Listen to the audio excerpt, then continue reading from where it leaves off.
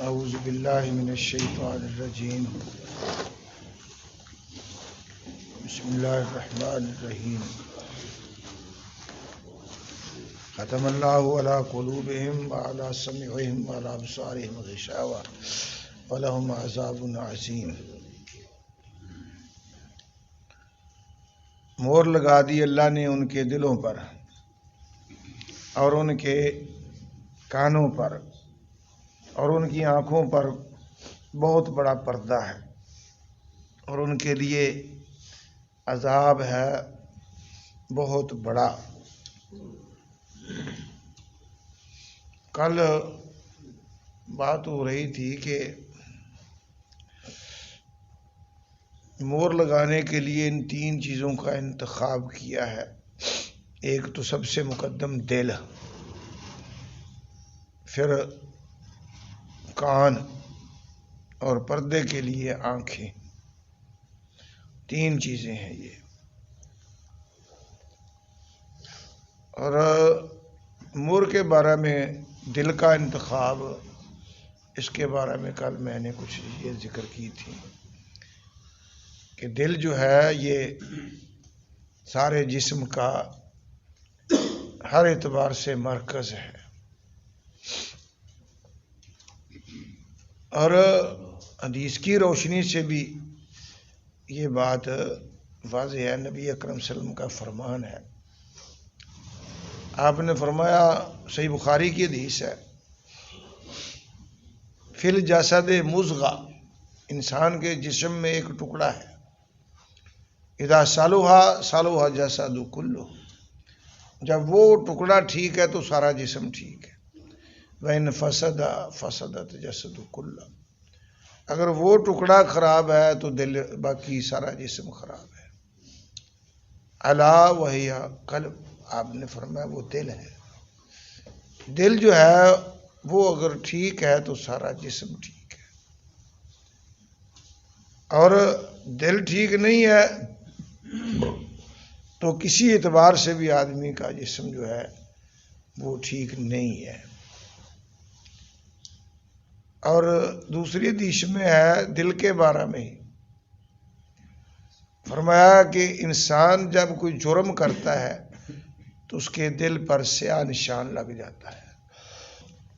اگر وہ توبہ کر لے، اللہ کی طرف اپنے دل کو لگا لے تو اللہ اس دل کو دھو دیتا ہے، وہ نشان مٹ جاتا ہے۔ اگر وہ نہ توبہ کرے تو پھر گناہ کرے تو دل کا اور حصہ سیاہ ہو جائے گا، حتیٰ کہ گناہ کرتے کرتے اس کا دل سیاہ ہو جاتا ہے۔ پھر نبی اکرم صلی اللہ علیہ وسلم نے قرآن پاک کی آیت پڑھی، کلا بل ران علی قلوبہم بما کانوا یکسبون، اللہ فرماتے ہیں کہ ان کی کرتوتوں کی وجہ سے، لگاتار جرائم کی وجہ سے ان کے دل سیاہ ہو جاتے ہیں، زنگ آلودہ ہو جاتے ہیں۔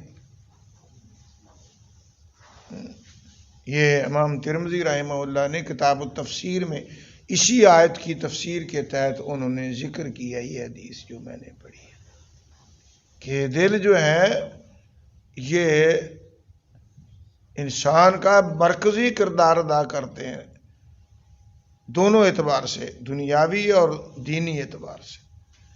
زندگی کے لیے وہ زندگی دینی ہو یا زندگی وہ جو ہے دنیاوی ہو، اس کے لیے دل کا صحیح ہونا ضروری ہے۔ اگر دل بیمار ہے تو باقی کا جسم بھی بیمار ہے۔ تو منافقوں کا آگے تذکرہ تھا، یہ کافر ہیں، دو طرح کے ہیں، جو دین سے جو ہیں پہلو تہی کرتے ہیں، منکر ہیں یا دین سے دور ہیں، دونوں کے ہی دلوں کا تذکرہ ہے۔ ان کے بارے میں بھی کہا فی قلوبہم مرض، ان کے دل بیمار ہیں، خود تو ٹھیک ہیں۔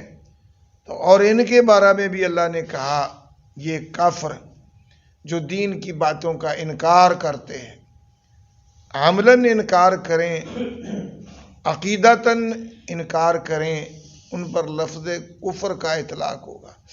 آگے کفر دونا کفر ہے، ایک کفر وہ ہے جس سے انسان دائرہ اسلام سے خارج ہو جاتا ہے، اور ایک کفر وہ ہے کہ دائرہ اسلام سے خارج نہیں ہوتا، مجرم ہوتا ہے، گناہگار ہوتا ہے۔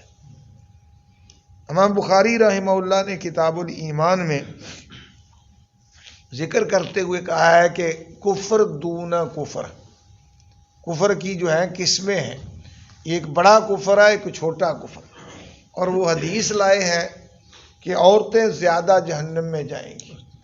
پوچھا گیا کیوں؟ فرمایا یکفرن العشیر، وہاں بھی لفظ یکفرن کفر سے ہے کہ وہ خامد کی ناشکری کرتی ہیں، وہاں ناشکری کے معنوں میں، اور وہ دائرہ اسلام سے خارج نہیں ہوگی۔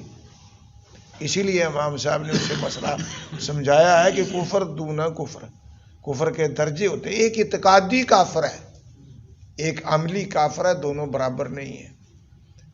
اور ایک منکر ہے، اس کو مانتا ہی نہیں، اس کا انکار کرتا ہے، تو وہ اعتقادی کافر ہے۔ اور ایک کہتا ہے بھی ٹھیک ہے لیکن میری خصوصی ہے، میری کمی ہے، اگر تو وہ کمی کا تدارک کر لے تو ٹھیک، اگر نہ کرے اسی حالت میں مر گیا تو اللہ کا مجرم ہے۔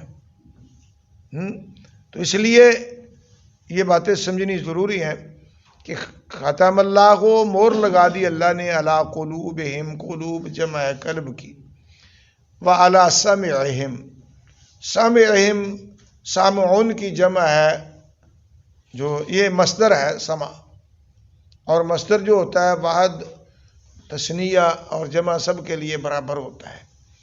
مور لگا دی اللہ نے ان کے دلوں پر اور ان کے کانوں پر، یہ مور کے لیے دونوں کا انتخاب کیا ہے۔ کان سنتے ہیں اور دل پھر اس کا اثر قبول کرتا ہے۔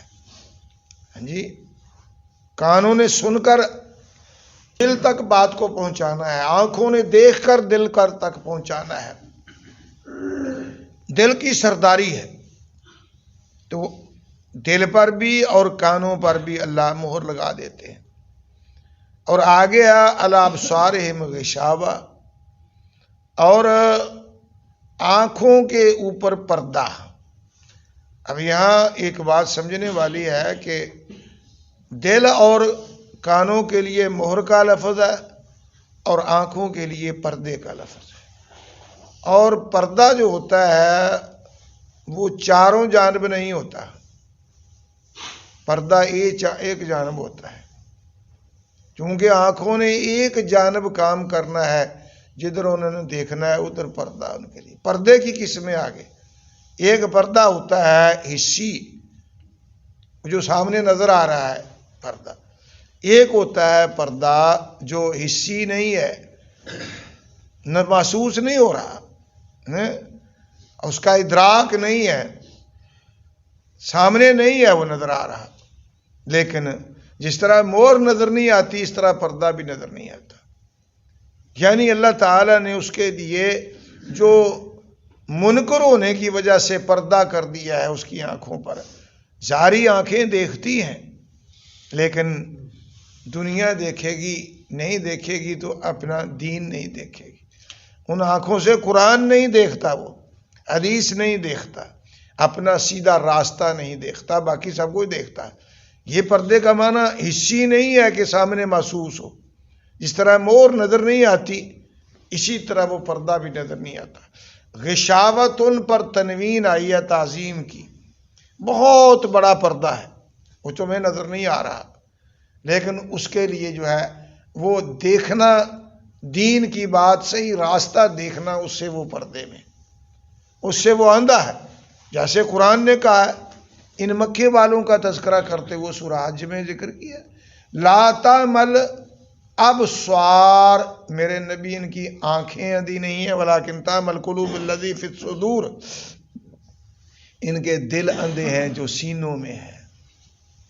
دل کی آنکھ جو ہوتی ہے نا وہ زیادہ دیکھتی ہے اس آنکھوں کی بنسبت، تو دل کی آنکھیں، اور ان آنکھوں پر بھی اللہ کہتے ہیں کہ پردے آ جاتے ہیں، جیسے تم بھی کہتے ہیں نا کہ آدمی کا جو ہے نا یہ غصے کا اس کی آنکھوں پر جو ہے نا خون کا پردہ آ گیا، یہ تمہارے یہاں حالانکہ کوئی پردہ نہیں ہوتا، اس غصہ کوئی مری چیز نہیں ہے کہ نظر آتی ہو، لیکن وہ عقل کو کھا جاتا ہے، نظر نہیں آتا. تو اس طرح یہ جس طرح پردے ہیں اسی طرح کا یہ پردہ ہے جو اللہ تعالیٰ یعنی وہ اس کو پھر نظر نہیں آئے گا کہ میرا سیدھا راستہ کون سا ہے. وہ گمراہ ہے کفر کی وجہ سے.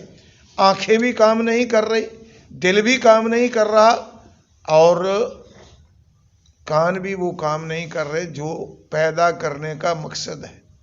پیدا کرنے کا مقصد یہ تمہاری دنیا دیکھنا نہیں ہے, یہ تو ایک عارضی ہے, ایک تو وقتی ہے. آنکھیں بنانے کا مقصد ہے تمہیں اس سے کے ذریعے جو اپنے اللہ کی نعمتوں کو دیکھ کر اپنے مالک کو پہچانو, اپنا راستہ جو ہے اس کو متعین کرو. تمہیں روشنی ملے گی اس راستے کے لیے, وہ روشنی یہ قرآن ہے, یہ تمہارے لیے روشنی کا کام دے گا. یہ تمہاری تہذیبوں کے اور تمہارے جو ہے معاشرے کے بڑے خواہشات کے پردے ہوں گے, ان میں سے تمہیں دیکھنے کے لیے یہ روشنی چاہیے. یہ روشنی قرآن ہے اور یہ روشنی وہی ہے جو نبی پر نازل ہوئی, وہ قرآن کی صورت میں ہو یا حدیث کی صورت میں ہو. ان کو اللہ تعالیٰ کہتے ہیں یہاں کہ ان سے ان کے دل جو ہیں وہ پردے میں ہے, ان کی آنکھیں جو ہیں وہ پردے میں ہیں. ختم اللہ, مور لگا دی اللہ نے ان کے دلوں پر اور ان کے کانوں پر. مور جو ہوتی ہے اس کا تعلق چاروں جانب سے ہے, دل چاروں جانب دیکھتا سنتا, کان چاروں جانب سے جو ہے سنتے ہیں, اس لیے ان پر مور ثبت کر کے اس کے سارے دروازے بند کر دیے.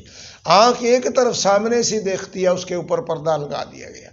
اس لیے غشاوہ کا تذکرہ علیحدہ کیا ہے, کیونکہ مور کے لیے جو ہے نا وہ آنکھ نہیں تھی, آنکھ کے لیے آگے پردہ کر دیا ہے.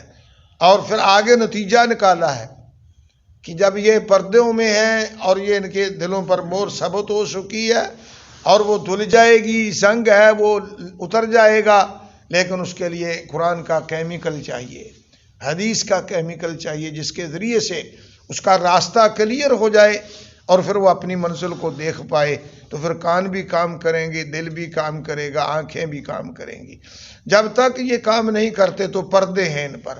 وَلَهُمْ عَذَابٌ عَظِيمٌ, اگر اسی حالت پردوں میں چلا گیا تو پھر آخرت کے لیے اللہ فرماتے ہیں ان کے لیے عذاب ہے عظیم, بہت بڑا.